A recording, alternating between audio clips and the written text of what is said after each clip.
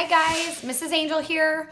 So we're gonna make an abstract face, and our art is gonna be based on contemporary artist Sandra Silsberwig. And she uses lots of color, lots of lines, shapes, and texture in her artwork. So today we're gonna make an abstract face. The first thing you're gonna need is a piece of paper, and you're gonna need a pencil. I always use a Sharpie because you can see it. And we could use chalk, pastels. We can use watercolor pencils. We can use oil pastels. We can use crayons. We can use marker. Whatever you have will work for this project. So we're gonna start with making a dot in the middle of our paper, just big enough so we can see it. Then we are gonna make a vertical line that goes straight on up, and we're gonna take that right on up. Now we're gonna make a line that looks like an L. Next, we're gonna make another line that runs parallel, and you wanna make sure that you have at least 1 or 2 finger spaces in between. So I'm gonna say about there. I'm gonna go down, down, down, and I'm gonna stop right about there. And then I'm gonna bring this line out like this, and I'm gonna close it so it looks like a block letter L. Next, Sandra makes an elliptical shape, which is kind of like a football. And in order to do that, we are gonna make one eye right here. So we're gonna go make a long line out. And then an elliptical, again, is like a foot, or an elliptical.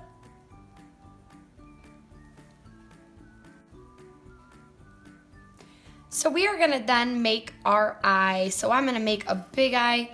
So again, I'm going on one side, and then I'm gonna go on the bottom side. Now I'm gonna add in the eyeball part where I'm going to make a circle. And then I'm gonna make kind of like a parentheses. And since this is an abstract piece, I'm gonna make my eye a little bit lower. And I'm gonna go across here. And again, I'm gonna make that elliptical.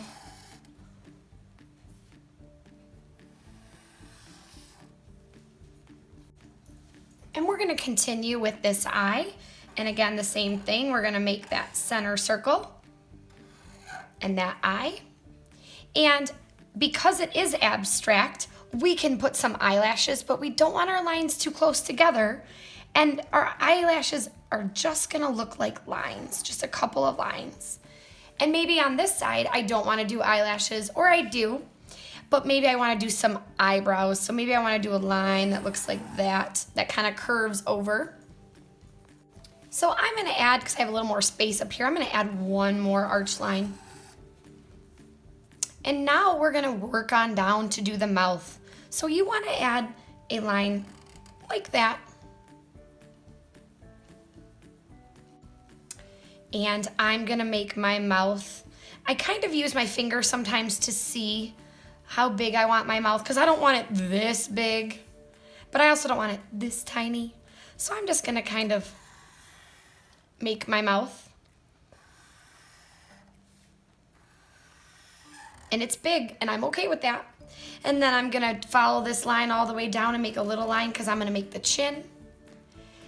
And from here, I'm gonna go up. Oop, I hit a bump in the table. And again, I'm gonna go up. And I need a neck. So I'm gonna make a neck. And then I can kind of round it off if I have enough room. Mine's kind of going off the page, that's okay. And I am gonna add a little bit of a shoulder. Kind of go like that, almost like they're wearing a shirt. And I might just put one little line there and maybe one little line like there. Now, if you were in the classroom with me, we might do a variety of things. We may trace our lines with glue. We may do this on black construction paper, and our paper might be bigger, but this is the basic shape for right now. And now we'll talk about the coloring. All right, guys, so I'm gonna use colored pencils and I'm actually gonna do blending. So in each area, I'm gonna pick 2 colors, and maybe, in other areas I might do a little more. But in this side of the face, I'm gonna start with blue, and then I'm gonna blend to a lighter blue. So I'm actually I'm gonna use the light blue. And again, you can use whatever you have at home. You can use crayons, you can use markers, you can end up coloring them just one solid color. As long as you use different colors in each area, it will still pop out. But again, I'm gonna use my color pencils, and I'm just kind of shading in right now. And then I'm gonna get over to the darker blue, or the blue in a minute, but I just wanted to add a little bit of this in there, so do that. And then when I add the other blue, I'm going to kind of start over here, and then I kind of blend it. So when I blend them together, I'll show you what will happen. So I'm just lightly going over. I'm not pressing crazy hard. I'm just kind of going in there and filling it in. I don't have a super sharp pencil, because usually when they're super sharp, they end up breaking really easy. But again, I'm just coloring it in. And then when I get to the other color, I'm just lightly kind of trying to blend it in with the other one. And you actually do that by kind of layering. So in a minute, I'm gonna go back with that light blue again. And I'm gonna add a little more color into it. So again, I'm kind of just going over where they kind of meet. And sometimes you'll get the lines, like you can see there's kind of lines because of the direction that I was coloring. So sometimes it works to like even turn your paper and go a different way so you don't have lines, or you can kind of color a different area. That way you're not getting any of those streaks, and you're filling in those extra areas. Maybe that stayed a little bit white. So again, I'm kind of using that light blue and going in more. And I am actually gonna end up going over yet again the blue, but a different way.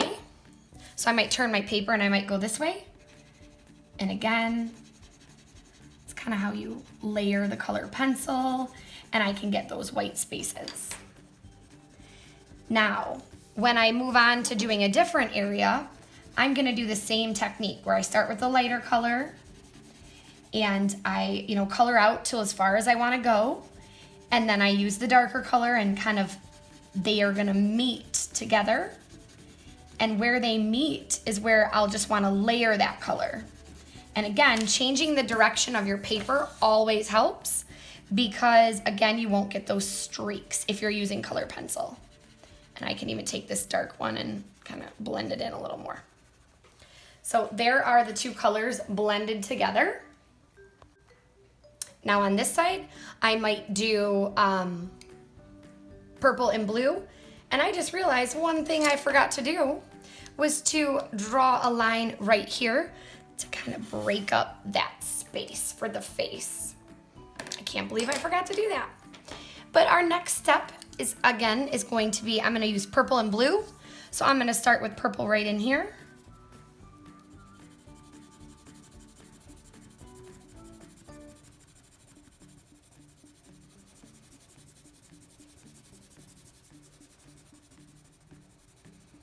And then I just want a little bit of purple in here, maybe a little bit down here. And I'm gonna use a different color blue.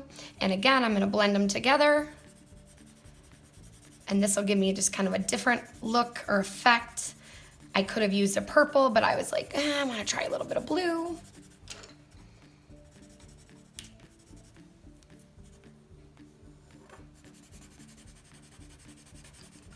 And sometimes the wood of the color pencil can leave marks. If you push too hard on your paper, it can almost like tear the fibers in the paper. So just make sure that you're sharpening when you need to. Like I've worn down that edge, so I need to sharpen it. And again, I'm gonna now go the other way. We talked about like turning the direction of your paper to get those white areas. I also put my finger down here so I don't have to worry about going too much into the lip because my finger will hit it. It's kind of a trick of the trade. And again, I'm going over that spot. Now I'm gonna go use that blue again. I'm gonna go the opposite way. I'm gonna go over that area. Again.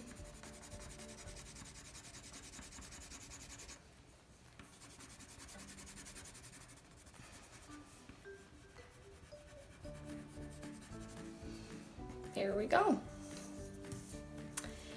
And then from here on out, we're just gonna start using different colors. Like in certain areas, I might just do one color, but I might add some designs later.